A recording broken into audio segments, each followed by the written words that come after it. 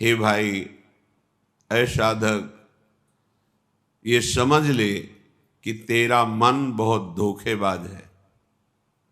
बहुत बार प्रतिपल ये सुखों का प्रलोभन देकर भगवद विस्मरण कराता है। ये हम साधकों की बात कर रहे हैं। विषयी पुरुषों का तो समझना ही नहीं हो सकता, क्योंकि वो उसी को सुख मान करके भोग रहे हैं। धन कमाना इन किन प्रकारेण, फिर मनमानी इंद्रियों के भोगों को भोगना, तो वो समझते हैं हम बड़े हैं, हम बहुत सुखी हैं, क्योंकि हम जो चाहते हैं वो भोगते हैं। तुम सुखी नहीं हो, तुम भ्रमित हो। इंद्रियों की गुलामी करके तुम सुखी हो सकते हो? सुखी तो वो होता है जो इंद्रिय और मन को अपने अधीन कर लेता है। इस संसार में कौन सुखी है? खूब धन कमा लिया, खूब आपके पास जन समुदाय है, आप जो चाहते हैं वो भोगते हैं। ये सुख नहीं है, ये भ्रम है। तुम्हारे समय को माया भ्रम में फंसाकर नष्ट कर रही है। अभी समझ में नहीं आ रहा, समझ जाओगे, समझ जाओगे। जब इनका फल आएगा तब समझ जाओगे। श्रीपाद कह रहे हैं अभी समझ जाओ, तो आगे जो विपत्ति आने वाली है, दुख आने वाला है, वो आपको नहीं मिलेगा। अलमल मति घोरानर्थ कारिंद्रियाणाम अतिशय परितोषैर दुष्करैर दुस्तरैश्च। अब इस दुष्ट इंद्रियों को, मन को बड़े कठिन कठिन उपायों से जो तुम भोग दे रहे थे, अब बंद कर दो, नहीं तो पछतई है अवसर बीते। मन पछतई है अवसर। अभी समय है भाई, फिर समय नहीं रहेगा तुम्हारे पास। पश्चाताप ही पश्चाताप हाथ लगेगा। ये बहुत धैर्य पूर्वक समझ करके आप खुद देखना क्या मिला है। जब किसी पर तुम आसक्त होते हैं तो माया की चाल होती है। कभी वो ऐसी वृत्ति प्रकट करती है, वस्तु, व्यक्ति, स्थान, कि आप एकदम राग में डूब जाएं, और कभी स्वाभाविक ऐसी वृत्ति प्रकट करती है कि आपको भारी जलन पैदा हो। अब राग छोड़ नहीं सकते, अब जलन से हो। धीरे धीरे वो राग ऐसी प्रतिकूलता पैदा करता है कि उसके हृदय में बस यही आता है, अब तो हिंसा ही एक उपाय है, या अपनी या सामने वाले की। ये माया की चाल। जो कहा गया है कि सर्वनाश हो जाता है, वो यही सर्वनाश है। कामा संजायते क्रोधा, क्रोधा स्मृति विभ्रमा, स्मृति भ्रंशात बुद्धिनाशो, तो बुद्धिनाशात प्रणश्यति। बुद्धिनाश को ही सर्वनाश कहा गया है। बुद्धि नष्ट हो गई मतलब सब कुछ नष्ट हो गया। बुद्धि में प्रकाश हो रहा है मतलब सब कुछ प्राप्त हो रहा है। ये बहुत घोर अनर्थकारी इंद्रियां हैं, श्रीपाद कह रहे हैं। सच्ची, जिस समय हम उपासक की बात कर रहे हैं, उपासक एकाग्रता पूर्वक सही दिनचर्या 2, 4, 10, 20 दिन, महीना भर चलाएगा, एक आनंद की उमगन आएगी। आनंद की उमगन में वो थोड़ा बेपरवाह होने लगता है। जहां थोड़ा बेपरवाह हुआ, उस बेपरवाही में इंद्रियां उसे फंसा देती हैं। हंसी, मजाक, मनोरंजन। जहां वो इसमें हल्का सा फंसा, रास्ता बना दिया भोग का। जहां उधर लगा तो उसे लगा कि जीवन का लाभ यही है, गिर गया। जहां गिरा बस फिर जो दुर्दशा होती है वो केवल उसका हृदय जानता है। उपासक की बात कर रहा हूं। विषयी पुरुष तो उसमें गर्व करता है कि मैंने आज ये भोगा, अज्ञानी है। लेकिन उपासक की जो दुर्दशा हृदय में होती है, सच्चा, इसीलिए कह रहे हैं अलमल मति घोरा अनर्थकारी इंद्रियाणाम मतिशय परितोषैर दुष्करैर दुस्तरैश्च। इनसे पार पा जाना बहुत कठिन है मन और इंद्रियों से। इनका दुलार करते करते तुम्हारी दुर्गति हो गई है। दुर्गति का तात्पर्य हम किसी बाहर प्रकरण से ना लें, अंदर से लें। क्या तुम्हारा चिंतन चल रहा है? देखो अपने चिंतन की दशा।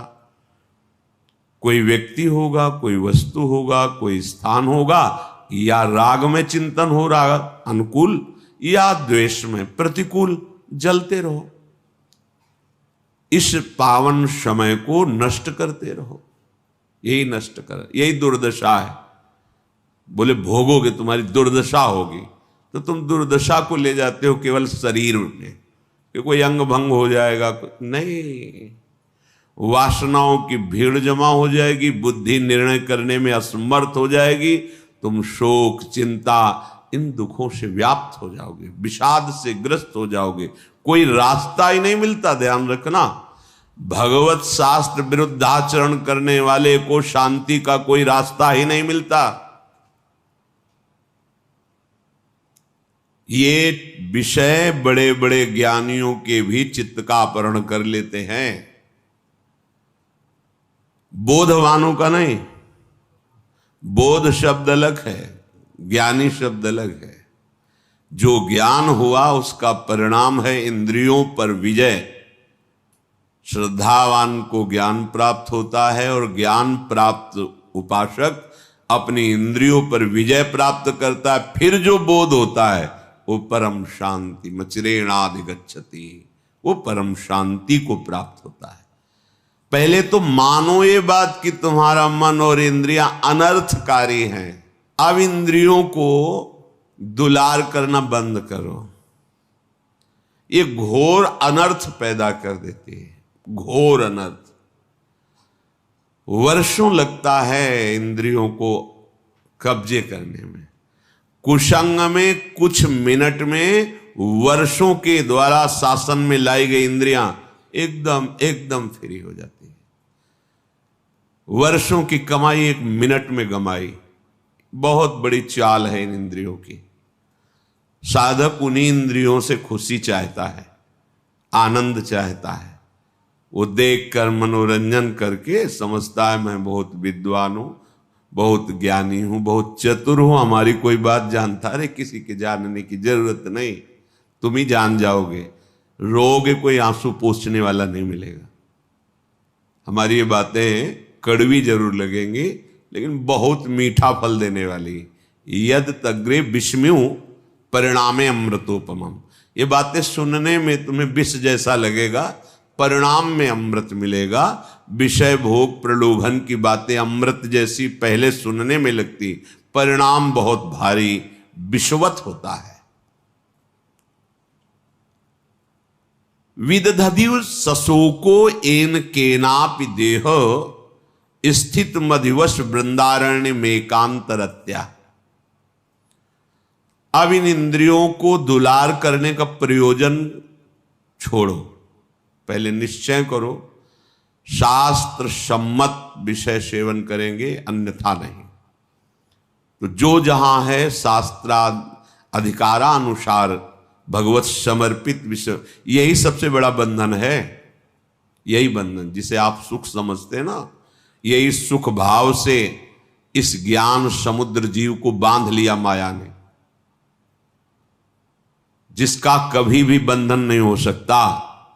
वो इसी सुख भाव से बंधा हुआ है। अगर दुखालय को दुख बुद्धि से देख पावे तो अभी भाग पड़े भगवान की तरफ, इसीलिए नहीं भाग पाता। बुद्धि है, प्रयोग उसका नहीं। अब जैसे भजन नहीं है तो प्रश्न आया कि आप कहते मनुष्य योनि बड़ी दुर्लभ और बड़ा, अब तो बहुत जनसंख्या बढ़ रही, तो कहां से आ रही?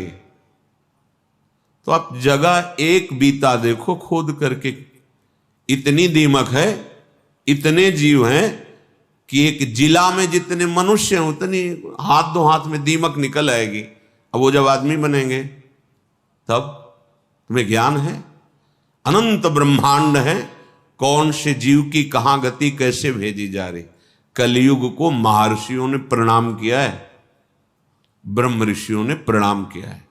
जितना लाभ आप कलयुग में वृंदावन का ले रहे हैं अन्य युगों में नहीं ले पाए।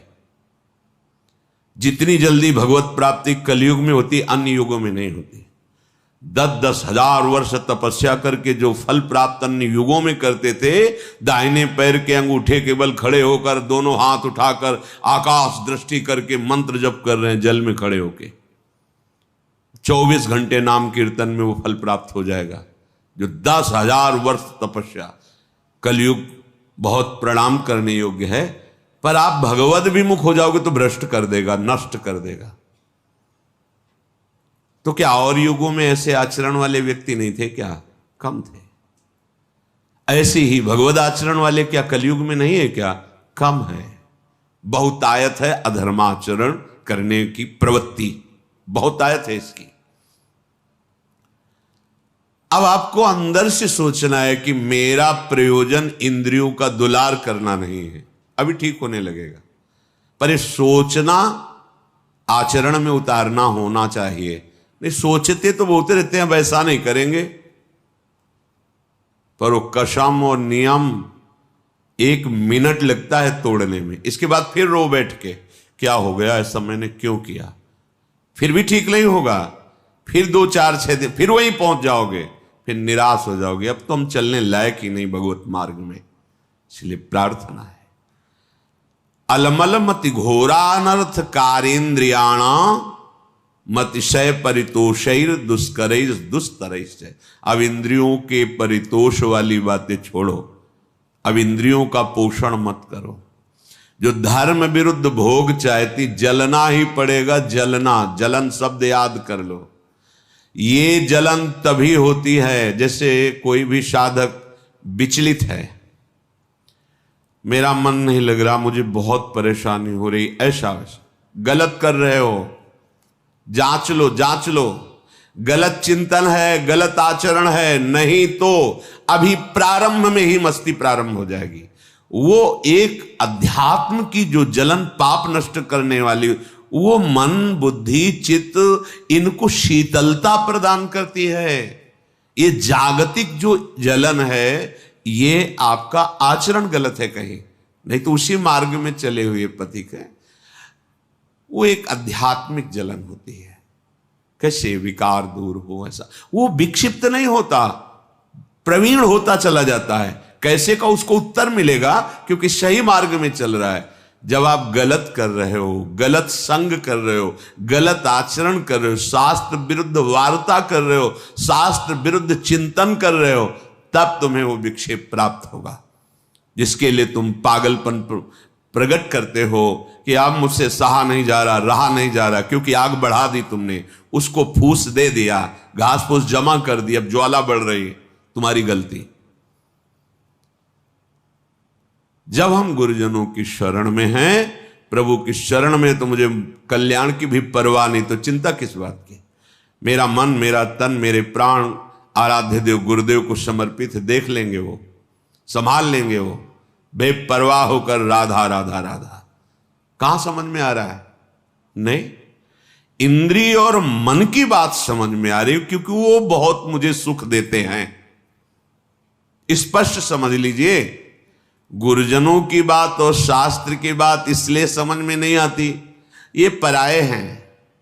लेकिन इंद्रियां और मन, ये मेरे नहीं, मैं ही हूं, ऐसा अनुभव, ये माया का खेल, इनके द्वारा सिखाई बात सच्ची बात है। इनके द्वारा परोसा गया भ्रमात्मक भोग, ये सुख देने वाले, ये गुरुजन शास्त्र, ये अंदर की, ये मत घोरा अनर्थकारी, ये घोर अनर्थकारी बुद्धि है अंदर की। अब इसे सुधारिए, श्रीपाद कहे। क्या करे? बोले विदधदिवस सशोको एन केनापि देह, एन केन प्रकारेण, जैसे धर्म की कमाई से तुम्हारा शरीर निर्वाह हो वैसे चलो। गृहस्थ हो, विरक्त हो, आकाश वृत्ति, भिक्षावृत्ति, मधुकरी वृत्ति आदि, जैसे उससे निर्वाह करो। किसी भी का, अन्य का आश्रय न लो तो तुम कभी शोकातुर नहीं होगे विषयों के लिए। एक एक शब्द पकड़ने लायक है। अगर आप धर्म पूर्वक चलते हैं, धर्म की कमाई से नमक रोटी खाते हैं, आप चैन में रहेंगे, मस्त रहेंगे, क्योंकि भगवत मार्ग के पथिक है। गृहस्थ होते हुए आप अधर्म की कमाई कर रहे हैं, करोड़ों रुपए जमा हैं, भगवत विमुख हो, तुम्हें चैन नहीं मिल सकती, जिसे शांति कहते हैं, जिसे विश्राम कहते हैं, जिसे आनंद कहते हैं, स्वप्न में अनुभव नहीं हो सकता। करके देखो, जल रहे, खूब करके देख लो, जलते ही रहोगे। ये पद, ये शरीर, ये भोग, ये वाहवाही, ये स्वाप्निक है, चंद मिनट की है। तुम्हारी वाहवाही क्या, जहां बड़े बड़े ताज उतार के रखते थे वो भी नहीं रहे। बहुत सावधान। ये अहंकार, ये इंद्रियों का दुलार, ये मन का दुलार तुम्हारा अनर्थ है, अनर्थ। समझ में नहीं आ रहा, समझ जाओ, निकल जाओ। तुम ही फंसे हो, सुख की बुद्धि ने तुम्हें फंसाया है, और इसका नाम दुखालय है, सुख नहीं है, नहीं है सुख। तुम्हारी बुद्धि अनर्थकारी तुम्हें धोखा दे रही है। अभी कैसे समझ, बहुत अल्प बुद्धि है, तर्क करते हैं, तर्क करते हैं। अब तर्क तो उस बुद्धि में जो पवित्र है, तो पवित्र तर्क आवे। अब बहुत अज्ञान से घिरी हुई बुद्धि क्या इन शास्त्रों को समझेगी? तुम्हारा भोजन ठीक नहीं, थोड़ी भी मर्यादा नहीं, गुरुजनों का सेवन नहीं, पवित्र विचार नहीं, तो तुम शास्त्र समझ जाओगे। जो ब्रह्मानंद में, भगवदानंद में छके हुए महापुरुषों ने आंतरिक अनुभव लिख, वो तुम समझ जाओगे। बहुत बड़े महापुरुष हो गए तब तो। नहीं, पहले शरणागत हो, अहंकार गलित करो, फिर जब अहम रहित बुद्धि होती है, वो भगवदानंद पर विचार करने की योग्य हो जाती है। अभी तो देहाभिमान है, जितना भी चिंतन करोगे वो प्रकृतिजन्य ही होगा। तो जैसे बने एन केन प्रकारेण धर्म युक्त पदार्थों के द्वारा शरीर यात्रा करो। एन केनापि देह स्थित, ये चटोरापन इंद्रियों का बंद करो। बहुत खा पी लिया है, बहुत सब ये जो गंदे गंदे पदार्थ दूसरों के शरीरों का हनन करके खाने की बातें, कैसे निकृष्ट बुद्धि हो गई। उल्टी नहीं आती तुम्हें, बमन नहीं होता तुम्हें बात सोच के?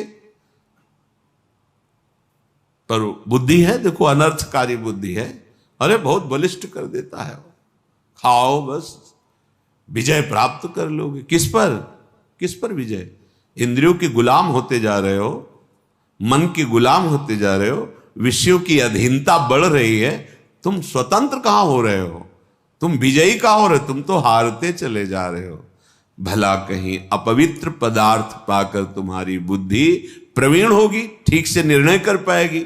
मान जाओ हमारी बात, यही माया की चाल है। सावधान, ये अनर्थकारी बुद्धि तुम्हें नष्ट कर देगी। तुम श्रीधाम वृंदावन का आश्रय लो, सत्संग सुनो, प्रिया प्रीतम के चरणारविंद की दृढ़ता हृदय में आ जाए तो सब विकारों के जीतने की सामर्थ्य आ जाती है। अच्छा ही नहीं लगता, सही मानो। देखा है, कभी कभी हम कहते हैं कि भगवान के चरित्र से भी बढ़कर भक्तों के चरित्र में हमें विशेष आनंद और विशेष अनुभूतियां मिलती हैं। क्यों? क्योंकि जब भगवान के लिए कोई आश्चर्यमयी बात आती है तो ये हमारे हृदय में बैठा ना कि कर तुम अकर तुम अन्यथा कर तुम, सर्व समर्थ भगवान है, कोई आश्चर्य नहीं होता क्योंकि वो भगवान है। लेकिन तब आश्चर्य होता है जब वो प्रकृति की धरा में और फिर वो भगवत धरा की ऊंचाई में, तब आश्चर्य होता है कि हाँ ये बात आश्चर्य वाली है। मायाकृत प्रपंचों में फंसा हुआ, फिर मायातीत इतनी ऊंचाई, वो बात समझ में आती। कैसे चला, कैसे माया को त्यागा, कैसे भगवदानंद में मगन। मेरे प्रभु का कोई भी कृत्य आश्चर्य में थोड़ी है, वो तो सर्वाश्चर्य में स्वयं है सरकार। कर तुम अकर तुम अन्यथा कर तुम, अन्यथा कर तुम, जो हो ही नहीं सकता वो भी कर दे। जैसे आप केवल कान से ही सुन सकते हैं, प्रभु किसी भी रोमकूप से देख सकते हैं और वहां से सुन सकते हैं, कहीं से भी आहार ग्रहण कर सकते हैं। कर तुम अकर तुम अन्यथा कर तुम, वो सर्वतोमुख वाले सर्वतो नेत्र वाले हैं। बिल्कुल महर्षियों ने गाया फिर भी कह दिया कि सामर्थ्य नहीं कि आपकी उन प्रभु की महिमा में कोई आश्चर्य की बात है। श्रीपाद कह रहे हैं, लुठन रासस्थल्याम निरवधि पठन कृष्ण चरितम। जैसे हो सके वैसे देर निर्वाह करो धर्मयुक्त पदार्थों से। तुम्हें शोकातुर नहीं होना पड़ेगा विषय के लिए, संसार के संबंधों के लिए या किसी भी व्यवस्था के लिए नहीं होना पड़ेगा। हम अल्पज्ञता के कारण शोकातुर भविष्य के लिए हो जाते हैं कि भविष्य में हमारा क्या होगा, वर्तमान तो ठीक चल रहा है। ये भविष्य की जो बात है वो शरणागत नहीं है, इसलिए है। बोले शरणागत नहीं, वो तो साधु है। अरे तो बेस रख लिया है, अभी हृदय शरणागत नहीं हुआ, भविष्य की चिंता बिल्कुल, न भूत की, न वर्तमान की, न भविष्य की। शरणागत के हृदय से इन चिंताओं का अपहरण हो जाता है। भगवान बलराम जी को सखा का रूप रख करके खेल रहा था प्रलंबासुर। देखा श्री कृष्ण तो बड़े चतुर हैं, इनको प्रवीण हैं, इनको खेल में फंसा के ले जाना बड़ा कठिन। तो बलराम जी को उसने अपनी पीठ में लाद लिया। बलराम जी को भय लगा, फिर स्वरूप का वो एकदम एक घूसा मारा, पधार गए। तत्कालिक तो भय लगा ना कि असुर अपहरण कर रहा है। ऐसे कितना भी हो तत्कालिक, अब जैसे अभी कोई बड़ी जोर की आवाज हो, ऐसे सब हो जाए, वो तत्कालिक विचार जब विवेक से करे तो उसे काटा जाता है। हमारा जीवन तो प्रभु के लिए है, जैसे भी जोई जोई प्यारो करे सोई मोहि भावे। क्या वो भविष्य का चिंतन सही था? बिल्कुल गलत, बिल्कुल अस्तित्वहीन। ऐसे ही जब हम अपने आराध्य से देव से अलग होकर शरीर को सोचते हैं तो भूत की चिंता, वर्तमान की चिंता, भविष्य की चिंता, मैंने ऐसा किया उसे भोगना पड़ेगा, ऐसा ना करते तो ऐसा, भूत की चिंता, वर्तमान की चिंता, भविष्य की, ये तीनों चिंताओं का अपहरण हो जाता है शरणागति से। ये हम विश्वास के लिए कह रहे हैं, हमें आगे के विषय में नहीं सोचना। हमारा आज, हमारा कल सब मंगल होगा, क्योंकि हम मंगल भवन प्रभु की शरण में हैं। तुम्हें शोक प्राप्त नहीं होगा, ये बहुत मतलब विश्वास की बात। जैसे वृद्ध शरीर, आप वृंदावन वास कर रहे हैं, आपको लग रहा है कि अब घर जाना पड़ेगा, कोई हमारी सेवा, जाना पड़ेगा। घर है आपके, घर ना है, घर वाले, जाना पड़ेगा। और जिनके है ही नहीं, घर वाले ही प्रिया प्रीतम, वृंदावनी घर है, जाए तो कहां, जाऊं कहां तजी चरण तुम्हारे, कोई ठौर ही नहीं। तो हमने ऐसे देखा है, ऐसे एक भी शिष्य नहीं जीवन में बनाया था, एक भी रुपया नहीं था, परम अकिंचन संत। तो अपने कई लोग सेवा में प्रेरित किए गए भगवत प्रेरणा से। तो इस समय उनका स्नान होता, जानते हो कैसे स्नान होता था? जैसे माँ बच्चे को गोद में लेती, एक साधु गोद में लेके बैठता था और एक अनुकूल जल के द्वारा स्नान कराया, तो दूसरे के हृदय में जल्दी तुम हटो, हम सेवा, वो शरीर पोछा, तीसरा लंगोटी लिए खड़ा है, लंगोटी पहनाया, सजा के बैठाल दिया, तिलक लगा के 1 बजे तक माला जप रहे। ऐसे हाथ में सौंच, ऐसे कौन करवा रहा है? जिनका कोई आश्रय नहीं प्रभु के सिवा, उनकी बात कह रहा हूं। ऐसे अगर आपका भरोसा है ना, परिवार है, घर है, जहां है वहां जाना पड़े। जब है ही नहीं तो फिर जो है वो विविध रूप धारण करके सेवा करते। इसलिए विश्वास को कभी मत टालो, विश्वास को मत हिलने दो। हमारा भविष्य में क्या होगा, अगर ये चिंता है तो अभी शरणागत तुम नहीं हो। उपासक की बात कहने की जरूरत नहीं रहेगी। अगर सही निष्ठा है तो हृदय में ही वो स्फुरित ही नहीं होने देगा जिसके तुम आश्रित हो। जानते हो यहां विकार कैसे भेजे जाते हैं? तुम्हारी विवेक बुद्धि की परीक्षा और बल निरीक्षण करने के लिए ऐसे तुम्हें छोड़ दिया गया, और बिल्कुल तैनात खड़ा है वो, कहीं भी तुम्हारे ऊपर अटैक नहीं हो सकता। पर तुम कैसे बचाव कर सकते हो, कैसे निकल सकते हो? अगर प्रवीणता है तो ठीक, अगर रो दिए तो वो दृश्य नहीं रहेगा भय वाला। जब वो उपस्थित है तब, और अनुपस्थिति में तो आएगा ही नहीं। तुम सोचते क्या हो? जो आराध्य देव है, जो गुरु तत्व है, वो वहीं बैठा रहेगा जहां से स्फुरित होता है, वहीं दबा देगा। प्रश्न की जरूरत ही नहीं पड़ेगी, पुकारने की जरूरत ही नहीं पड़ेगी, तुम शरणागत हो। पर वो अल्पज्ञता होने के कारण हम प्रकट को तो महत्व देते हैं और बाद के लिए सोचते हैं जब अप्रकट हो गए तो कैसे चलेगा। नहीं, आप देखना, प्रकट से ज्यादा सानिध्य अप्रकट में रहता है। अब भी प्रकट में आप हमारे पास कितनी देर रहते हैं, लेकिन आप हमारे वचन, हमारे आराध्य देव का नाम और मंत्र जप कर रहे हैं तो हर समय आप हमारे सानिध्य में अनुभव कीजिए। अगर आप ऐसा करते हैं तो आपको अनुभव में आएगा। गुरुदेव का कितना दुलार है, एकांत में पता चलता है, रोना आता है। आपके लिए जो तन मन प्राण है, कि जितना होना चाहिए वो है ही नहीं हृदय में, पर वो देने वाले इतने कृपालु हैं कि वो अपनी तरफ से देते ही चले जाते हैं। यहां सर झुकता चला जाता है कि अहेतु की कृपालु, अहेतु की कृपालु।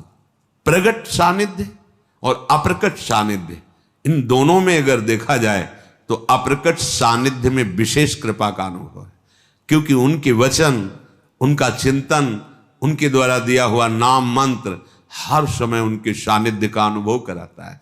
अगर ये नहीं तो प्रकट सानिध्य में रहते हुए भी आप अनुभव नहीं कर पाएंगे प्रकट सानिध्य के सुख का, निर्भयता का, शांति का, आनंद का। इन किन प्रकार जैसे वैसे आप शरीर का निर्वाह करते हुए शोक रहित होइए। इतना बड़ा मार्ग मिल गया है, फिर भी आप लालायित हैं कि आपको भोग नहीं मिल रहे, आपका मनोरंजन नहीं हो रहा, आपको कोई वस्तु की चाह समझ में नहीं आ रहा। अभी आपको जो मिलने के लिए घसीटा गया है, उसके लिए भारी भारी तपस्याएं करके भी वो फल नहीं प्राप्त कर पाए। हम तपस्या कर ही नहीं सकते वैसी, इसीलिए घसीटा है श्री जी ने कि तुम इस आओ, हमारे दुलार, हमारी कृपा के द्वारा तुम्हारा पोषण होगा। फिर तुम क्यों चिंता करते हो? क्या तुमने ऐसी तपस्या की, साधना की, संकल्प किया, तब ये पदवी प्राप्त की जो आज हो जहां? नहीं, तुम जानते भी नहीं हो तो घसीटा ना तुम्हें। तो जब इतना घसीट लिया तो आगे के लिए वो छोड़ थोड़ी देंगे। इनका स्वभाव एक बार जिसे पकड़ लिया उसे कभी छोड़ते नहीं। तो तुम भविष्य की चिंता रहित होकर, शोक रहित होकर के लुठन रासस्थल्याम निरवधि पठन कृष्ण चरितम, ये रास भूमि है वृंदावन, यहां लौटो, रज लगने दो शरीर में, और पठन कृष्ण चरितम, बहुत सावधानी से ये लिखा गया कृष्ण चरितम। जब आप भगवत चरित्र गाते हैं तो प्रिया जो बहुत प्रसन्न होती है। इधर राम चरितमानस में रामचंद्र गुण बरने लागा, सुनते सीता कर दुख। बड़े उच्च स्वर से भगवन नाम भगवत चरित्र यद गोविंद कथा सुधा रस हृदय, अगर मेरा हृदय गोविंद के नाम में, कथा में, तो उसका भाव यह है कि हमारी महारानी जी के प्राण प्रीतम बहुत सुख मिलता है। इसलिए कि इस रास स्थली में कृष्ण चरितम रटन हा राधा कृष्ण इति, हा राधा हा कृष्ण प्रतिपद मटश्चापि परितः। तो त्रुटन नाना ग्रंथि स्फुटद मलभावोश्रुनिभैर नटन गायन वृंदावन मति महान पंकिलयति। आह, रास स्थली वृंदावन की रज का सेवन और प्रभु श्री कृष्ण के नाम का उच्चारण। जब हम वल्लभ बहुत प्रिय नाम है प्यारी जी को, वल्लभ माने प्राण प्यारे, ये धाम है। जब हम प्रभु का नाम लेते तो प्यारी जो मुस्कुराते, प्यारी जो का नाम लेते तो प्यारे जो मुस्कुराते, प्यारे जो प्रसन्न होते तो प्यारी जो के चरणों में प्रीति प्रदान करते, प्यारी जो प्रसन्न होती तो प्रीतम के चरणों में। ये दोनों एक ही है। कभी हा राधा, कभी हा श्याम हा श्याम। एक एक क्षण हम यहां परम सुकृत प्राप्त कर रहे हैं। क्या? प्रतिपद मटश्चापि परितः। एक एक कदम यहां जो चल रहे हो ना, पूरे तीर्थों की परिक्रमा करने का फल भी लघु हो जाएगा वृंदावन की बीथियों में विचरण करना। जैसे आप सत्संग के लिए आ रहे हैं, जैसे आप बिहारी जी के दर्शन के लिए जा रहे हैं, एक एक कदम आपका बहुत पुण्यमय है। जैसे कोई भाग्यशाली जन ये बताते हैं कि अमुक जगह से पद यात्रा करते आ रहे हैं, दंडवत करते आ रहे हैं। वो हमारे लिए नहीं, महारानी जी का महल वृंदावन धाम है। इतना सौभाग्य, एक एक कदम तुम महारानी जी के महल के लिए आ रहे हो ना। कहां जा रहे हो? वृंदावन। किसके पास जा रहे हो? राधा के लिए। स्वामिनी जी यहां उनका वैभव है। एक एक पद, प्रतिपद मटश्चापि परितः। क्या पुण्य मिला? बोले त्रुटन नाना ग्रंथि। नाना ग्रंथि केवल जड़ चेतन ग्रंथि का प्राय वर्णन होता है। जड़ चेतन ग्रंथि पड़ गई, यहां कह रहे नाना ग्रंथि। तो नाना ग्रंथि क्या? हमारे न जाने कितने शुभ अशुभ कर्म हमें बांधे हुए हैं, काम क्रोध लोभ मोह मद मत्सर बांधे हुए हैं। ये सब ग्रंथियां कटने लगी। पूरे श्लोक का इंद्रियों का दुलार करना, मन का दुलार करना बंद करो। जैसे भी धर्म पूर्वक इन किन प्रकारेण शरीर का भरण पोषण हो रहा है वैसे करो। और इस रास स्थली वृंदावन की रज का सेवन, भगवत चरित्रों का गायन और हा राधा हा कृष्ण ऐसा उच्चारण और एक एक कदम यहां चलना टहलना, बोले बड़े बड़े सुकृतों के ऊपर है। क्यों? क्योंकि सुकृत भी तो एक बंधन है। और यहां के सुकृत त्रुटन नाना ग्रंथि, नाना प्रकार के जो बंधन महान दुख देने वाले हैं वो नष्ट हो जाते हैं। स्फुट दमल भावो श्रुनिभैर, ऐसा निर्मल भाव प्रकट होता है कि आंसू बहने लगते हैं। नटन, वो आनंद में भरकर नृत्य करता है। गायन, प्रभु के नाम गुण कीर्तन करता है। वृंदावन मति महान पंकिलयति, वो अपने आंसुओं से वृंदावन की रज को गीला करता हुआ जीवन व्यतीत करता है। आंसुओं से भूमि गीली हो, राधा राधा कृष्ण कृष्ण, ये जीवन का परम लाभ है।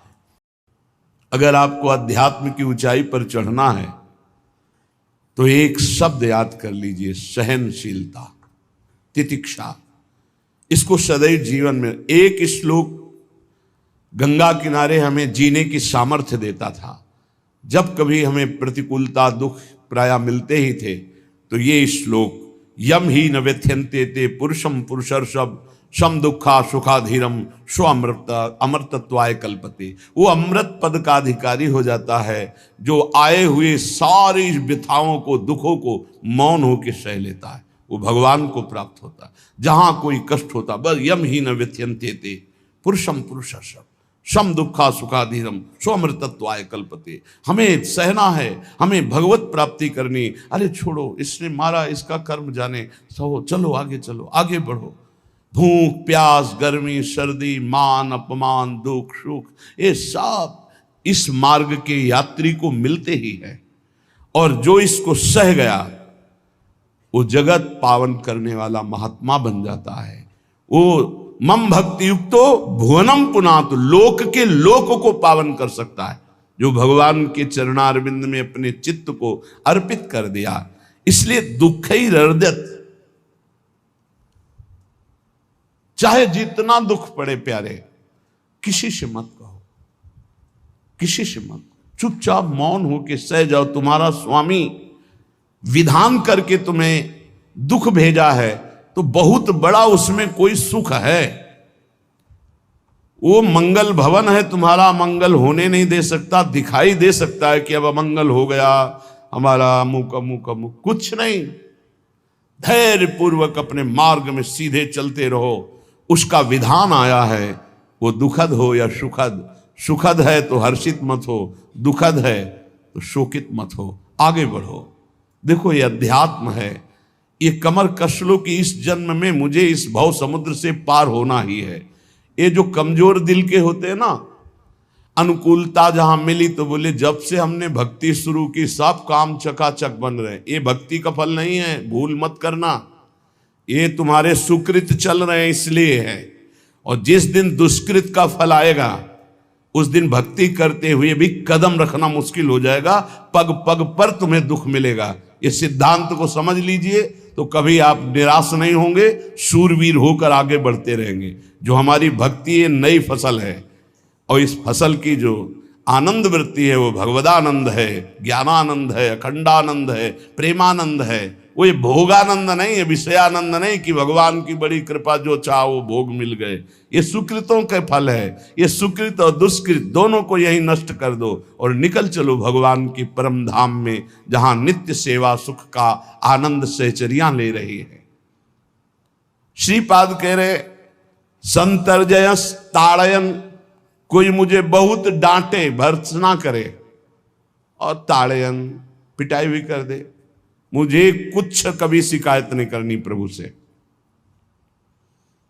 देख रहे हैं ना, वो उन्होंने विधान किया है ना कि इसको पीटो, तो हम चुपचाप पीट लेंगे, किसी से नहीं कहना। रहीमन मन की मन व्यथा रखिए मन में गोए, सुनिठ ले हैं लोग सब बांटने। इसीलिए असंगो हम, असंग किससे कहें अपने दुख सुख की बात। अपना दिल तो दिलवर को दे दिया, जो बीते सो दिल तो उनके पास है, वो तो जाने दुख सुख की बात, हम क्या जाने। हम तो बस आपके हैं। मौन, अपने विषय में न सुख की बात करे न दुख की। मौन बात करे तो प्रभु की करे, नहीं तो मौन। मान लीजिए अगर ये मौन आप धारण कर लेंगे तो निकल जाएंगे माया से, नहीं तो किसी की निंदा कर देंगे, किसी का ऐसा कटु वचन बोल देंगे, परुख वचन बोल देंगे, भजन छीण हो जाएगा, भजन करने की वृत्ति नष्ट हो जाएगी। सैकड़ों लोगों के प्रश्न है कि पहले भजन अच्छा होता था अब नहीं होता। उसमें दो बातें होती है, एक तो भजन की ऐसी भूख बढ़ गई है कि अब उतने भजन से नहीं और भजन होना चाहिए। ये उत्तम महापुरुषों की कृपा पात्र भक्तों की वृत्ति होती है। और एक होता है कि आपसे वैष्णव अपराध बन गया, कुसंग हो गया, इस कारण से ऐसा। अगर आपके हृदय में कोई दोष वृत्ति नहीं हो, फिर भजन में ऐसा लगता है कि मेरे से बहुत कम भजन होता है, वैसा भजन नहीं होता जैसा होना। ऐसा बड़े बड़े महापुरुषों को भी अनुभव होता है। ये कोई निंदनीय बात नहीं है, वंदनीय बात है। पर वास्तविक यदि भजन नहीं हो रहा है, वास्तविक यदि आपका रुक गया है आनंद, तो आप ढूंढ लीजिए आपका भोजन गलत है, आपका संग गलत है, आपने कोई वैष्णव निंदा की है, बस यही कारण है। यही खोज लेना, यही सुधार कर लेना। किसी से क्षमा याचना की जरूरत नहीं। अंदर देखो और आचार्य गुरु से प्रार्थना करो, सब ठीक हो जाएगा। बड़े कृपालु हैं, जिन्होंने अपराधी मुझ जैसे को घसीटा तो अब अपराध बन जाएगा तो थोड़ी छोड़ देंगे वो। विश्वास कीजिए, उन्हीं से प्रार्थना कीजिए, नाथ यदि आपको अपराध मोचन कराना है तो भेज दीजिए मुझे उसके पास, या उसको बुला दीजिए, मैं पैर पकड़ लूँ, हाथ जोड़ लूँ यदि अपराध बन गया है। और यदि आप चाहें तो आप क्षमा कर दें, आगे से सावधान रहेंगे। बड़े कृपालु हैं प्रभु, क्षमा कर देते। भजन की वृत्ति को रुकना, ये सहन मत कीजिए। समय नहीं है कि आज नहीं तो कल भजन चल पड़ेगा, नहीं, तुरंत वाचिक में आ जाइए, तुरंत वाणियों का गायन कीजिए, नाम कीर्तन कीजिए और ढूंढिए अपराध क्या बना जो आंतरिक हमारा भजन रुक गया, और प्रभु से प्रार्थना करके उसको चलवाइए। वो बड़े कृपालु है, क्षमा कर देंगे। अगर आपने प्रगट में किसी का अपराध किया और वो उपस्थित हो तो जाओ, उनके चरण पकड़ो, उनसे प्रार्थना करो। भजन का रुकना सहन मत करो। बहुत कठिन है भजन करके भगवत प्राप्ति करना। वो हमारे अंदर सरलता पूर्वक भजन चल रहा है, उसको बचाओ। किसी की निंदा मत करना, किसी की अवहेलना मत करना। तुम्हारी कोई निंदा करे, तुम्हारी अवहेलना करे, सह जाना, कह रहे हैं इसमें, कह रहे संतर्जय ताड़यन बधनन। यदि वो कहीं मुझे बांध दें, मैं बंधना में स्वीकार कर लूंगा। ऐसा भक्तों को कोई बांधता है क्या? हाँ, बांध देते हैं। तितिक्ष ब्राह्मण की कथा में पढ़िए, उसको बांध दिया। एक सखी बहुत भजनानंदी थी, उसके परिवार के लोग रोज उसे पीटते थे और उसे बांध देते थे। सखूबाई नाम उसका सखी का था। एक सखी बहुत नागरीदास जी के संग में रहकर भजन की वृत्ति उच्च कोटि की सीखी थी, भागमती बाई। उनके पति ही उनके ऊपर सैया लगाकर नवीन रानी के साथ बैठते हुए ऐसा पिटाई करते, इतना कष्ट देते, पर वो उच्च कोटि की ऐसी महान भक्ता, परम सिद्ध बरसाने के जो वास करने वाले अपने नागरीदास जी थे, हरिवंश महाप्रभु के शरणागत, उनके सत्संग से ऐसी उच्च कोटि की दशा प्राप्त हुई, उसे कोई फर्क नहीं पड़ा। उसके कष्ट देने के लिए उसके ऊपर सैया लगाते, राजा थे, और नवीन रानी के साथ उसके ऊपर बैठते, उपद्रव करते, मारते, पीटते, लेकिन वो सम रहती। संतर्जय ताड़यन बधनन, शांत। वो देख रहा है, बस तुमको यही सोचना, वो देख रहा है, मेरा स्वामी देख रहा है। वो देखते हुए मौन है ना, वो चाह रहा है ना, तो तेरा किया मीठा लागे। बस बात समझ लो, इतना तो बहुत बड़ी वस्तु प्राप्त होगी, बहुत बड़ी।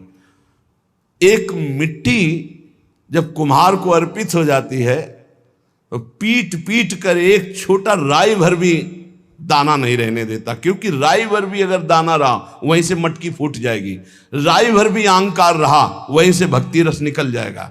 पीट पीट के उसको एकदम बराबर, फिर भी चैन नहीं। जल डाल के रौंदा, फिर भी चैन नहीं। हाथों से मल कर अपने अनुसार बनाया, फिर चाक पे चढ़ाया, जो चाहा आकार दिया, सूर्य के ताप में तपाया, फिर उसको दहकते हुए आवे के बीच में रख के पकाया, फिर उसमें रस रखने लायक क्षमता आ गई उस मिट्टी में। ऐसे ही हम जब संत महापुरुषों को, श्री भगवान को समर्पित होते हैं तो ये सब होगा। रस रखने लायक हृदय तभी होता है जब आवे में तपता है, इसलिए तैयार रहो। तभी नागरीदास जी ने कहा, बड़ो ही कठिन है भजन ढिग डरिबो। एक सूरवीर योद्धा की तरह जैसे उसके अंग घाव से युक्त होते हैं, वो कदम पीछे नहीं आगे ही बढ़ाता है, ऐसे भजनानंदी चाहिए। चाहे मुझे चोर कहा जाए, पतित कहा जाए, गाली दिया जाए, मुझे मारा जाए, बांध लिया जाए, तो भी मैं भगवान पर दोषारोपण नहीं करूंगा। मैं यही निश्चय करूंगा, प्रभु मेरे देख रहे हैं, जोई जोई प्यारो करे सोई मोई भावे, उनका विधान परम मंगलमय है। अंतः क्लेश मतीव दुस्सह तरम प्राप्नोति नाना विधई। मुझे अंदर से भी बहुत पीड़ा दी जाए, काम पीड़ा, क्रोध पीड़ा, लोभ, बाहर से तो ये दिया जाए और अंदर से भी ये दिया जाए, तो भी हे प्रिया जो आपसे नहीं कहूंगा। प्रेम में कभी शिकवा शिकायत नहीं होती, ना इष्ट से और अपने प्रीतम के विधान से दिए हुए कष्ट को हम दूसरे से कह दें। धिक्कार है हमारी प्रीति को। प्रीतम सहावे और मैं दूसरे से शिकायत करूं? नहीं, हर विधान आपका सहूं। ये प्रेम है मस्ती का, ये लज्जू पंजू ऐसे काम नहीं है इनके। ये तो देखते हैं पैर धर के, अगर गर्म लगा तो हटा लेंगे, मत रखना गर्म ही गर्म है। और छाती मजबूत करके कि आग पे चलूंगा, तो पैर रखोगे तो चंदन हो जाएगा आग में भी। पूरे जीवन की बात कह रहा हूं, पूरे जीवन की। सोचो उस समय जब 13 वर्ष की अवस्था है और घर से निकले थे, कोई साथी नहीं है, कोई समझाने वाला नहीं, और आज इतना जीवन हो गया इसी यार के सहारे हुआ है। इसी यार, ना 1 रुपया कभी था, न रहा है और न रहेगा। प्रेमानंद का 1 रुपया नहीं है, प्रेमानंद की एक वस्तु नहीं, ना रहा ना रहेगा। हाँ, प्रेमानंद की सब वस्तुएं हैं, ना होते हुए भी पूरा विश्व मेरा। क्यों? प्रेमानंद भगवान का है, भगवदानंद को प्रेमानंद कहते, वही संपत्ति जीवन भर एक ही साथी रहा है। और हे नाथ ऐसी कृपा करना, अब दूसरा साथी बने ना। अब आओ तो मृत्यु रूप में ही आओ और किसी रूप में मत आना। साथी हो तो आपका साथ हो, सर्वहरण करने वालों में मैं मृत्यु हूं, बस उस रूप का इंतजार है। आओ उस रूप में और समेट लो अपनी लीला। बस कभी किसी से शिकायत, कभी किसी ने कैसे हो, आनंद है। नहीं सुना है किडनी खराब है तो सुना ही होगा, कोई दुख नहीं, कोई दुख नहीं। वर्तमान दुख वर्तमान के आनंद से बहुत छोटा है, क्या दुख है, स्वामी के द्वारा दिया हो।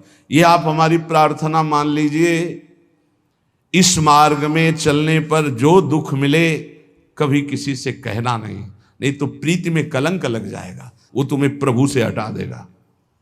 नहीं, रहीमन मन की मन व्यथा रखिए मन में गोए, सुनिठ लई है लोग सब बाट न ली है। ये भगवत मार्ग शूरवीरों का मार्ग, कभी अपनी अंतर व्यथा को किसी से मत कहो। जीवन में अगर कोई हमें कष्ट दे रहा है तो हमारा कर्म है, ना कि कोई व्यक्ति। ये बिल्कुल सिद्धांत चर्चा समझ लो। वही व्यक्ति जो मुझे द्वेष करता, वही व्यक्ति जो मुझे कष्ट और दंड देता, वही व्यक्ति प्रणाम करके छाती से लगाकर आंसुओं की धारा से अभिषिक्त किया, तो वो व्यक्ति था या कर्म? जब कर्म भोग हो गया तो वही हृदय से लगा के अश्रुधारा से क्षमा कीजिए, बहुत ऐसा नहीं, आप तो बड़ी कृपा की। व्यक्ति कभी कष्ट नहीं देता, मेरा कर्म उसके ऊपर सवार होकर मुझे दंड देता है। इसलिए मैं किससे कहूं? अपनी जबान से दांत कट जाए तो किससे कहूं? ये जो दांत, इससे जबान हमारी पीड़ा को किससे कहूं?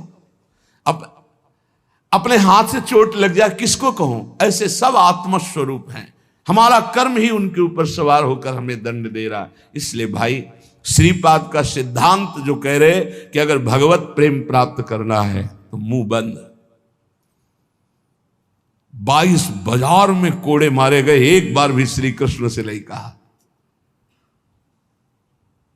पूज्य भाई जी महाराज के जीवन कष्टमय, कभी श्री कृष्ण से नहीं।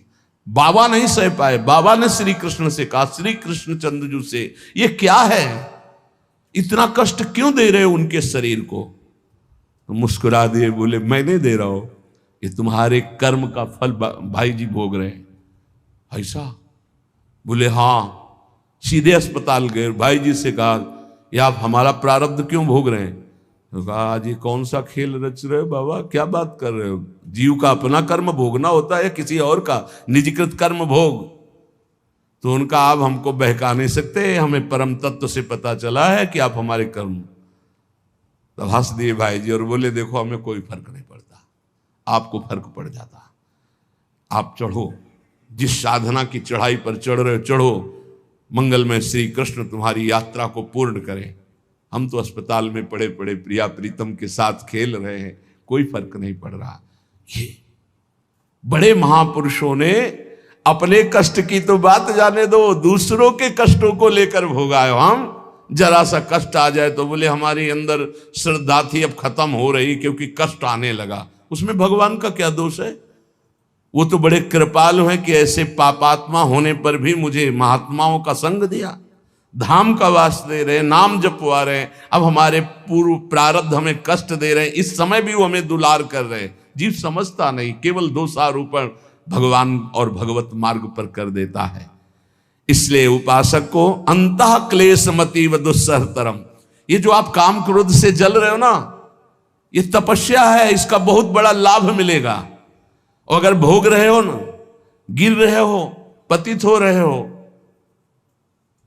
तो वो सुख नहीं, वो शांति नहीं, वो विश्राम नहीं। और एक बात ध्यान रखना, इस शब्द को याद रखना, ऐसे रहने पर भी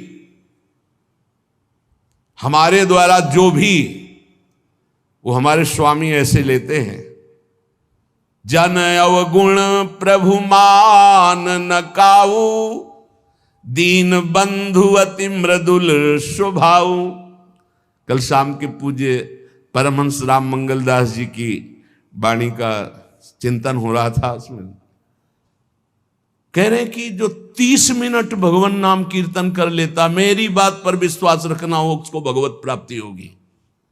24 घंटे में 30 मिनट नाम कीर्तन कर लेता है और अन्य समय विस्मरण रखता है, तो 30 मिनट का नाम कीर्तन उसे भगवत प्राप्ति करा देगा। तुम्हें जो पाठ प्रिय हो, 30 मिनट पाठ कर लोगे, भगवत प्राप्ति हो जाए, कर लो। और बहुत पहुंचे हुए महापुरुष जिनके चरणों में अपार श्रद्धा है, आप लोग तो रात दिन लगे, आपको भगवत प्राप्ति नहीं होगी। चूक हो जाएगी तो जन अवगुण प्रभु मानन काऊ, दीन बंधुवती मृदुल स्वभाव।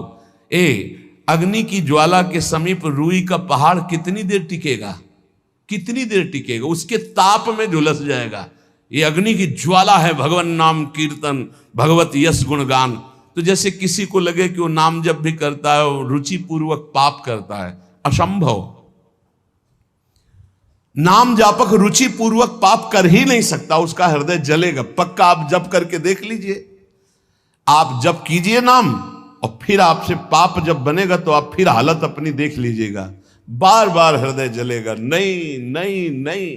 तो एक दिन वो नहीं सिद्ध हो जाएगा और आप निर्विकार हो जाएंगे।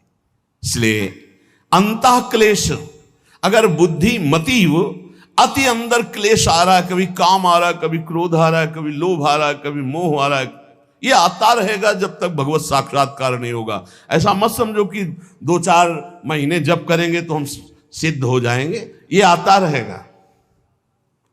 ये बहुत भागवतिक शक्ति से संपन्न है विकार, कोई साधारण नहीं है कि तुम माला जपोगे वो नहीं आएगा, माला जपते समय ही आएगा वो। ये भागवतिक शक्ति से संपन्न, काम क्रोध लोभ मोह, तब त्रिभुवन को परास्त कर रहे हैं। ये भगवान के पावर से शक्तिमान है। तुम्हारा अहंकार जब गलित हो जाएगा तो इनका आना ही बंद हो जाएगा। जब तक अहंकार रहेगा तब तक ये आते रहेंगे। तो जो तुम्हारे अंदर जलन हो रही, मत कहो किसी से, सह जाओ, यही तपस्या हो जाएगी, यही भगवान की प्राप्ति का हेतु हो जाएगा। प्रभु के लिए थोड़ा कष्ट सहकर आप आगे बढ़कर देखिए वो कितना आपको प्यार देते हैं। यही कष्ट सहना है, आंतरिक विकारों को सहना, बाहरी प्रहारों को सहना, कभी किसी से ना कहना, ये भक्तों का स्वभाव। मौन, इसीलिए वाणी से मौन, कुछ ना बोलना। हमने एक संत भगवान को देखा, 22-23 वर्ष पहले वृंदावन में कच्चा मार्ग था, एक बोरा रखते थे ऐसे, पागलों जैसा भेष था। तो जब रात्रि के 11 बजे वापस यमुना किनारे से प्रसाद पाके यमुना किनारे गए, यमुना किनारे से जब लौटते थे तो उनको देखते थे अकेले वो बैठे रहते थे। उनकी मुद्रा देख के लगता था भगवदानंद में डूबे हुए हैं। नजदीक बैठे, बोरा उठाया, चल दिया। अमित पीछा छोड़ने वाले थे नहीं पीछे, तो उनका क्या बात है, क्यों पीछे हो? अब संत वेश हमारा भी तो मर्यादा से ही बोलेंगे, वो कुछ नहीं, केवल जानना चाहते हैं आपको। तो कालीदय की इधर एक तमाल का पेड़, जो श्वेत रंग का एक वृक्ष है, उसका मुझे नाम नहीं याद आ रहा, गुलर जैसा, और वो तमाल में लिपटा हो, अब भी है, दाहिनी तरफ है। ये जो खाली जगह पड़ी ऊंची, जो अपने दाहिनी तरफ बर्फ फैक्ट्री के आगे जाते हैं, उसी के नीचे बैठ गए। तो हमने पूछा, आपकी स्थिति देखकर मुझे लगता है आप हर समय भगवदानंद में डूबे रहते हैं। बोले, जब लगता है तो प्रश्न क्यों करते हो? हमको आपकी वेशभूषा देखकर। तो बोले, जगत से बचने के लिए ये वेशभूषा है। एक बोरा ऐसे जैसे कोई बीनने वाले होते हैं, कबाड़ बीनने वाले, ऐसे बोरा ऐसे रखे थे, गमछा लगाए हुए थे, पूरा शरीर खुला, कोई साधु का वेश नहीं, कोई चिन्ह नहीं, और उनकी स्थिति भगवदानंद में थी। तो उनका ये किसके उपदेश, किस मार्ग के उपदेश, किस इष्ट की आराधना से आपको ऐसी स्थिति प्राप्त हुई? बोले, प्रथम पूज्य श्री स्वामी राम सुखदास जी महाराज का सत्संग हुआ, इष्ट देव श्री कृष्ण, इष्ट ग्रंथ गीता, उसी की कृपा से मुझे ऐसा, मैं भारत के हर तीर्थों में वास करता हूँ, भ्रमण करता हूँ, असंग रहता हूँ, और यही वेशभूषा रहती है बड़ा अंदर से। तो भोजन प्रारब्धवशात जो सामने आ जाता है उसे पा लेता हूँ, नहीं आता भूखा रहता हूँ। तो कहा, अगर हम मधुकरी ले आवें, कभी आप जैसे तो पालेंगे? बोले दे देंगे तो पालेंगे। दूसरे दिन मधुकरी लेकर के तो रोज हमारी उनके चरणों में श्रद्धा, क्योंकि उनका रहना और चिंतन दोनों, रहनी और चिंतन बड़ी प्रशंसनीय। जो वीतराग परमहंसों के अक्षर सा वैसे, कुछ पास नहीं, केवल बोरा, वो नाटक के लिए बोरा कि कोई समझे कबाड़ बिनने वाला, और एक गमछा ऐसे रंग बिरंगा, बस कुछ नहीं, कोई भागवतिक चिन्ह नहीं। एक दिन देखा वो पड़े मक्खियां भिन भिना रही, तो नजदीक गए, क्या होगा? कहा चुप जाओ। कहा बोलिए ना। बोले वमन और शौच दोनों हो रही है, शरीर बिगड़ गया है। तो हम कहा औषधि के लिए हम व्यवस्था, बोले इसलिए कह रहा हूँ आप बच जाइए। तो हम कहा हमें बता तो दीजिए क्यों नहीं? तो बोले आया हुआ प्रारब्ध है, इसको हंस के भोगना है। ऐसे कोने में साइड में ऐसे पेड़ के किनारे पड़े, 2-4-10 दिन जो भी व्यवस्था उनकी बनी, फिर वो हमको दर्शन नहीं मिले, अन्य तीर्थों में चले गए होंगे। ऐसा महापुरुष, क्या हम अपने शरीर को इतना प्यार करें कि भगवान से श्रद्धा हो जाए, भक्ति मार्ग में हम लड़खड़ा जाएं, फिर सत्संगी किस बात का? ये पक्का समझ लीजिए, ये जो भगवत मार्ग है ये शूरवीरता का मार्ग है, सहन करने का मार्ग है। जितने भी महापुरुषों के चरित्र हैं आप पढ़ करके देख लीजिए, भगवान के चरित्र से भी ज्यादा लाभ भक्त चरित्र सुनने से इसलिए होता है कि हमको लगता है कि हमारे जैसा जन्म लेकर इतना कष्ट सहकर इस ऊंचाई पर पहुंचे, ये बड़ी बात है कि वो जीवत्व से हमारी तरह पैदा होकर ईश्वत्व को जाता है। इसलिए भक्त चरित्र में विशेष बल हमको प्राप्त होता है। क्या क्या कष्ट सहते, और आप खुद देख लीजिए, आपको जितना कष्ट है उससे बड़ा सुख है कि नहीं, अंदर देख लीजिएगा तो इसी से अनुमान लगा लीजिए, जितना बड़ा कष्ट उससे कई गुना बड़ा सुख भगवान देते हैं, तभी वो उनका यश गाते रहते हैं। ऐसे थोड़ी होता है कि हमारे भगवान का हम भजन करते, हमारे साथ न्याय नहीं हुआ। न्याय तो सही बात नहीं हुआ, नहीं तो तुम्हारी दुर्गति हो जाती। सही बात में उन्होंने न्याय नहीं किया, पक्षपात किया है तुम्हारा। अगर वो सही न्याय करते तो ईमानदारी से कहते हैं केवल नरक के कीड़ा ही बनना पड़ता और कुछ नहीं है। खूब देख लो, डबल चेहरा होता है, एक सामने का चेहरा देख रहे हो और एक एकांत का चेहरा होता है, डबल चेहरा होता है। और भगवान डबल रखो चाहे तिबल, सब देखते हैं। सब हम बैठे हुए देख लो ईमानदारी से वृंदावन की भूमि में, एक चेहरा है जय श्री राधे, और एक चेहरा है जो राक्षस है अंदर बैठा। देख लो, अंदर देख लो, बिल्कुल इस समय सीसी कैमरे में हो, अंदर देख लो, एक राक्षस बैठा है और उस राक्षस ने जो जो करवाया आप लिखो रजिस्टर में, तुम्हें याद है जितना, और इसके बाद आप न्यायाधीश बनो, फिर आपकी क्या दुर्गति होती उसका। इससे ऐसे होता है, हे प्रभु, तब इतना इमाम मचता है, तब उनकी कृपा नजर आती है कि बोले भगवान ने न्याय नहीं किया। हम कहते सच्ची बात तुम कह रहे हो प्यारे, न्याय नहीं किया इसीलिए बचे हुए हो। अगर वो न्याय कर देता, पक्षपात न लेता तुम्हारा, तब तुम्हारे होश उड़ते, चाहे जो कोई हो, अपना रजिस्टर जांच के देख लो। इसलिए कहते हैं कि सबकी जीवनी शुक्ल पक्ष की लिखी जाती है, कृष्ण पक्ष की तो केवल उसी की छाती जानती, दूसरा नहीं। हृदय में जितने विकार, हृदय में जितना अंधकार, हृदय में जितना कूड़ा करकट, वो तो हम जानते हैं कि हमारी स्वामिनी की कृपा ने कितना निर्मल किया है। तब उनकी स्वामिनी जू मुझ जैसे अपराधी के अपराधों का विस्मरण करके आप ऐसी कृपा, तो आपको लगता है कि संतों की एक दैन्य भाषा होती है। नहीं, ईमानदारी से संत कभी झूठ नहीं बोलते। जैसे कह रहे हैं कि मौसम कौन कुटिल खलकामी, तो अंतर ये होता है कि आंख में जैसे थोड़ा पड़े तो बहुत बुरा लगता है, और पीठ में इतना बड़ा तिनका चला जाए तो कुछ समझ में नहीं आता। संतों का हृदय आंख जैसा होता है, थोड़ी सी भी गलती में हाय हाय मच जाता है, धिक्कार है तुम्हारे जीवन को, अपने को तुम क्या समझते हो, क्या है तुम्हारे अंदर विचार। और जो मलिन अंतःकरण वाला था, भारी भारी पाप करके भी उसको पश्चाताप नहीं होता। संत जनों को एक पाप की जरा सी वृत्ति की आभास स्फुरना, वो पूरा पाप नजर आने लगता है उनको, क्योंकि इतना निर्मल हृदय होता है। तो सच्ची कहते हैं कि जैसे घोड़ों की लगाम पकड़े हुए श्री कृष्ण अर्जुन की बैठे हैं, ऐसे अपने भक्तों की लगाम पकड़कर बैठ जाते हैं तो यात्रा अध्यात्म की ऊंचाई की चलती, किसी की सामर्थ्य नहीं। इसलिए सब भक्त ऐसे तो आपको मिलेंगे। जहां सामर्थ्य की बात है वहां केवल श्री भगवान की कृपा है। इसलिए बाहर की पीड़ा और अंतर की पीड़ा अपने प्रीतम के द्वारा दी हुई मानकर सह जाओ तो आगे प्रीतम तुम्हारा स्वागत करने के लिए खड़े, पक्का समझ लेना, पक्का। और वो देंगे ये पीड़ा। क्यों देंगे? इसी पीड़ा में पता चलता है कि तुम्हारे मन की सुई किधर जा रही है। प्रताप राय जी महाभागवत थे, बड़ा चरित्र है। उनके यहां एक व्यापार चलता था कुल परंपरा से कि आपको अगर रुपए की जरूरत है तो आप अपना स्वर्ण आभूषण या कुछ रख जाइए गिरवी और रुपया ले जाइए, और ब्याज से तो रुपया दे जाइए, अपने मूल गिरवी ले जाइए जो रख के गए हो। यही उनकी कुल परंपरा से चल। तो उसी के आधार पर वो कुल परंपरागत कर्म कर रहे थे, निरंतर नाम जब भगवत आराधन में मगन। अब नाम जब भगवत आराधना और ईमानदारी से कार्य तो बड़ा सब खूब धन संपत्ति, बहुत आनंद और भक्तजनों के खूब भोजन होते, भंडारे होते। तो जो चिढ़ने वाले जलने वाले लोग हैं वो जलते थे कि करता तो ये कुछ है नहीं, खूब जय जय मच रही है चारों तरफ, इसको नष्ट किया जाए।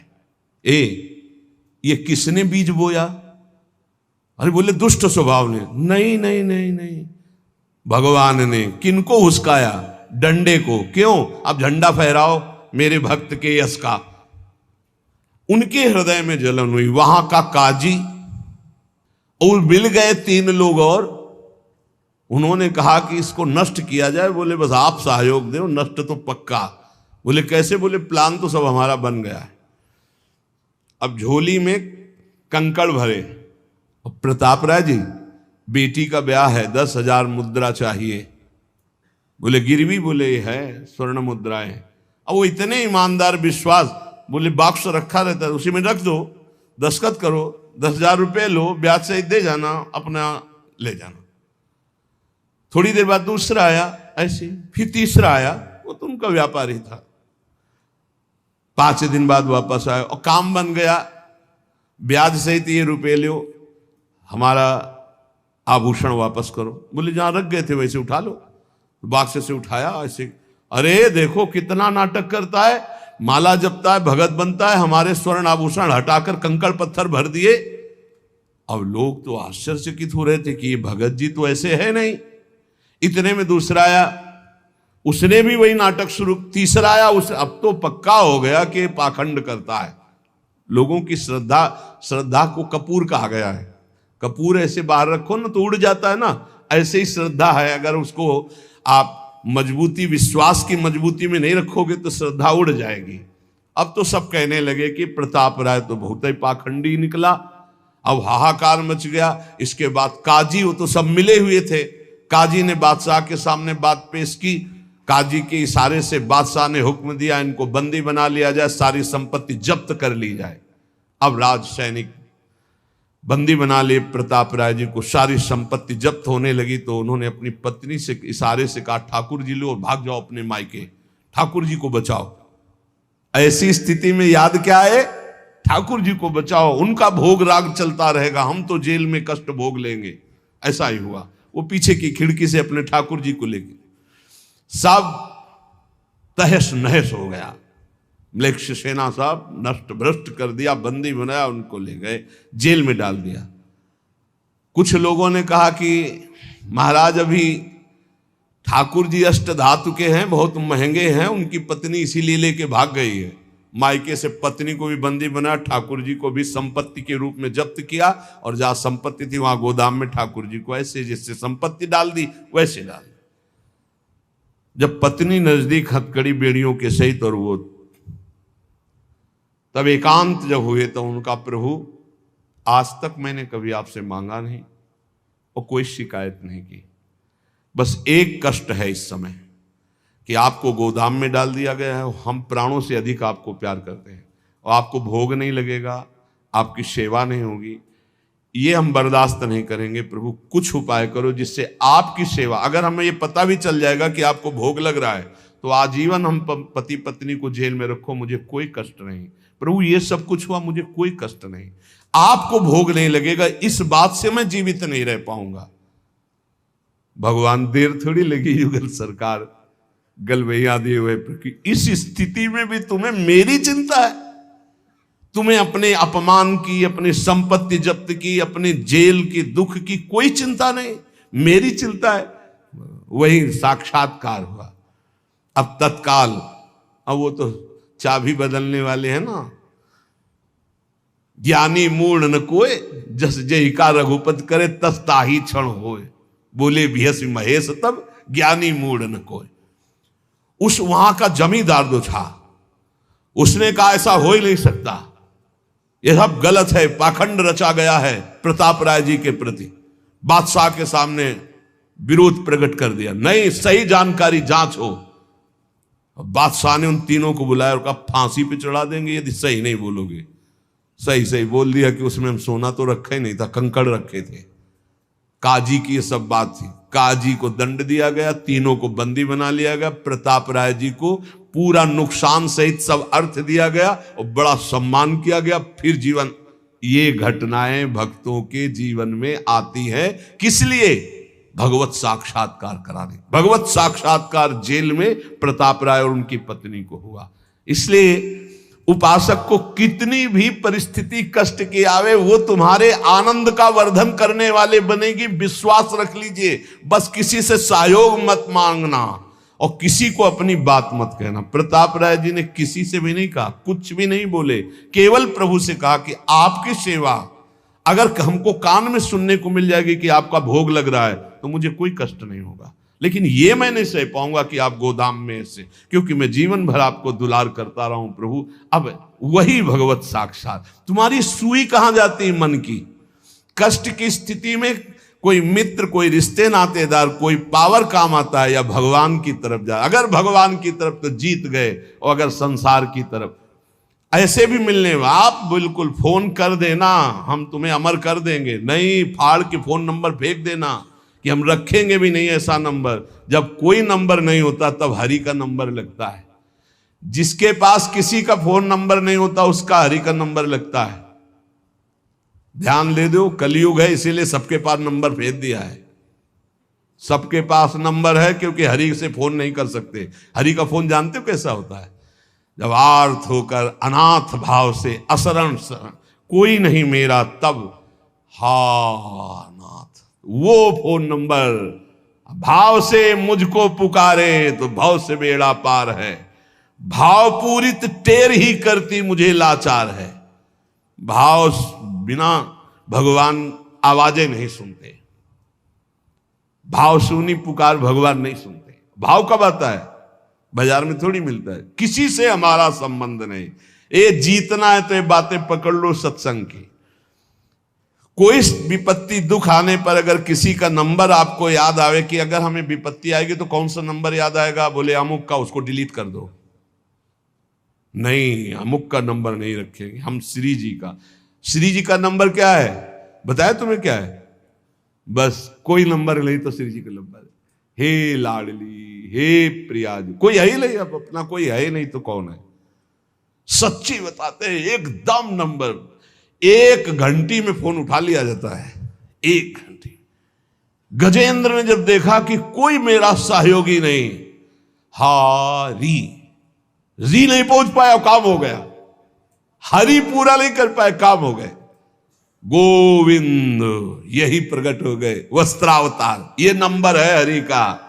जब तक पांडवों की तरफ, भीष्म की तरफ नंबर नहीं लगा, दांत तक पकड़ा नंबर नहीं लगा, और जब छोड़ दिया कहा गोविंद, बस नंबर लग गया।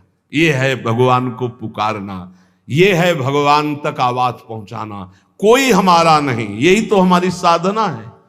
और यहां मां नंबर लिखे चले जा रहे हैं, व्यवहार बनाए चले जा रहे हैं, डायरी बनाए चले जा रहे हैं, इतने नंबर। अरे ये सब क्या करोगे? ये सब नरक पहुंचाएंगे नंबर।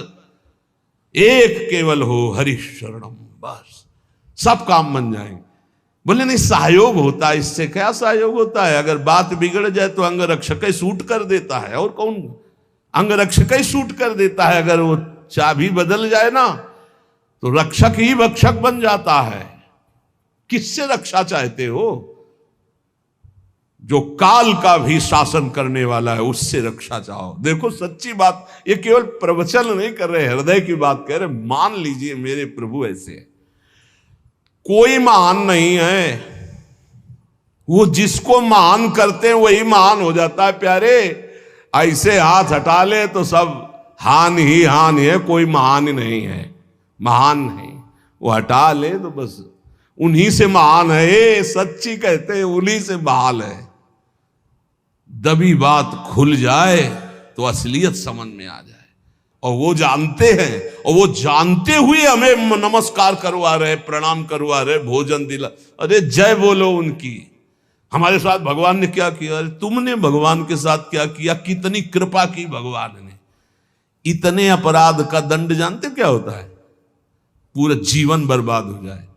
और यहां पूरे जीवन अपराध कर रहे हो, जीवन आबाद किए हुए हैं ऐसे प्रभु के प्रति। ये हम इसलिए कह रहे, जो कहते हैं ना हमारी भगवान पे श्रद्धा नहीं रह गई, तो तुम्हारे ऊपर हमारी श्रद्धा नहीं रह गई। देखो ना कहां श्रद्धा लायक हो तुम, क्या हो तुम।